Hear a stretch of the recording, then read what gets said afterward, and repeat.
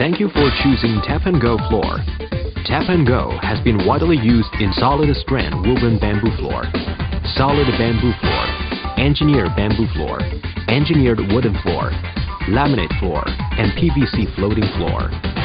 As each flooring manufacturer has his own specific installation instructions, you need to know the manufacturer and product name before you proceed installation. Otherwise, you risk voiding the warranty of the floor. Read and follow the manufacturer's instructions, and you will end up with a quality floor that will last for years. Tap and Go flooring structure. This is the up hook, and this is the low hook. There are two choices for Tap and Go flooring structure. Choice 1. 4-size locking. This is the long side up hook, and this is the short side up hook. This is the long side low hook, and this is the short side low hook. 4 sides are in the same structure. Choice 2. Drop lock on the short side. This is drop lock for low hook. This is drop lock for up hook. Short sides are different from the long sides. Choice 2 doesn't need tapping on short sides. This structure is provided for more option to the customer, especially the DIY home users who has less experience of installation. The combination of the drop lock short side with original Tap and Go long side remains perfect locking effect but less work. Please make sure which structure your floors belong to before the installation. Tap and Go installation. Preparation. Before we start, we should prepare enough tools and accessory. Molding, underlayment, rubber mallet, measuring tape, chopping saw, adhesive tape, spade, etc. Glue, tapping block, and pulling bar are not required. Acclimation.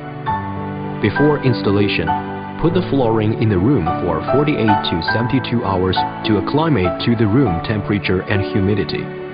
5% wastage of the flooring is a general requirement for a regular room. All flooring gets expansion or contraction based on room temperatures and humidity levels. The floor must be able to expand in all directions as the humidity of the room can vary due to differences between seasons. The greater the surface area, the greater the room for expansion required. To facilitate this, an expansion gap 8 mm to 10 mm is provided at walls, specific to solid wood flooring.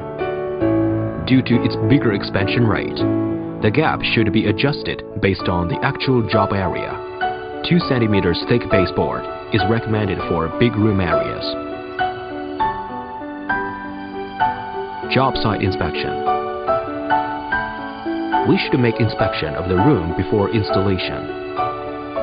Firstly, the concrete floor needs to be smooth, clean, thoroughly dry, and no possibility of leaking water. And the uneven difference should be less than 2 mm. If not, use the spade to make it smooth when it goes up or use cement to make it level if it goes in. If you are ready to install new floor upon an existing wood floors, the moisture difference should be less than 4%, and keep the creeping space under the wood floor be sufficiently ventilated. Any loose parts must be nailed down, and if necessary, a leveling underfloor must be installed. The door or door frame and the floor should have an approximate height difference about 5 mm. Underlayment layout. Put the underlayment on the concrete floor. Make sure the plastic facing the concrete floor and the foam up. Also, please put the second piece of the underlay to the plastic area of the first piece. Then tape the underlayment very well and confirm that they are with the same height. 3 mm thick underlay is recommended.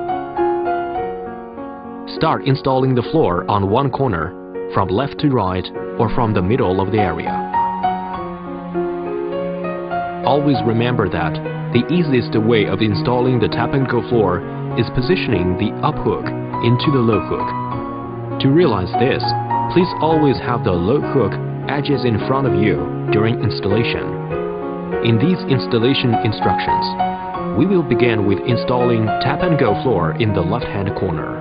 Firstly, take 4 tap-and-go panels and place them ready in the corner where you want to begin installation.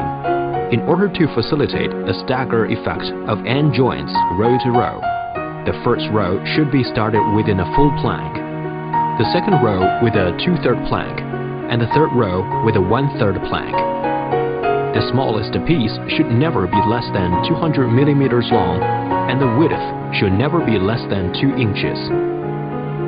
First, saw through panel 2 so that you have a piece 2/3 plank long. Then, place your feet on panel 1 and position the up hook of panel 2 into the low hook of panel 1. After positioning, you should see there is a gap along the joint area.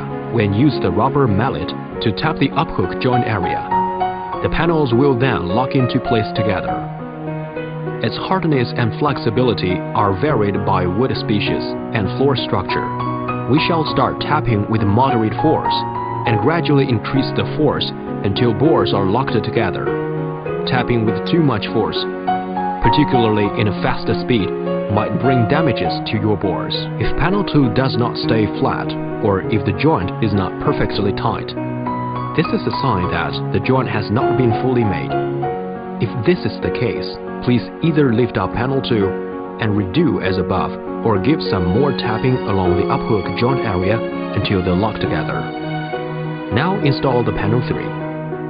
Position the short side up hook of panel 3 into the short side low hook of panel 1. Make sure that panels 1 and 3 are perfectly aligned to each other. Next, place both feet on panels 1 and 3. Now position the long side up hook of panel 4 into the long side low hook of panel 1 and 3. With the short side up hook of panel 4 parallel to the short side low hook of panel 2, and then pressing down. Then begin tapping the up hook joint area on the long edge of panel 4 from far side to the near side. When you check if the long side of panel 4 and 3 are locked together, please also make sure the short side of panel 2 and 4 are smooth and perfectly aligned to each other. Now you have joined the first 4 panels and have got used to the technique. Then use the same technique and finish the first 4 rows. Now push the whole unit against the wall and fill in the expansion joint, 8 to 20 mm, with spacer blocks. From the 5th row on, finish off each row at a time, each time joining the panel along its long edge, then along its short edge, and each time tapping as instructed above. You can use the leftover pieces that you have at the end of each row as the beginning panels of the next row. That way, you should make the best possible use of each panel. After installing your floor, you can immediately walk on it and begin the finishing process, such as remove all spacer blocks, fix moldings, etc. Converse installation. Usually, we do not recommend you install tap-and-go floor conversely. However, sometimes if you need, please do as following. First, converse panel. In case converse installation, please start from right to left. Place your feet on the row where you need converse installation. Position the long side low hook of the first converse panel into the long side up hook of the previous row panel. After positioning, you should see there is gap along the joint area. Then use the rubber mallet to tap the up hook joint area. The panels will lock into place together. Second converse panel. Position the low hook on the long edge of the second converse panel onto the up hook on the long edge of the previous row panel and the up hook on the short edge, parallel to the low hook on the short edge of the first converse panel. Then use the rubber mallet to tap the up hook joint area along the long edges until they click in together. Repeat the second panel installation until the conversely installed panel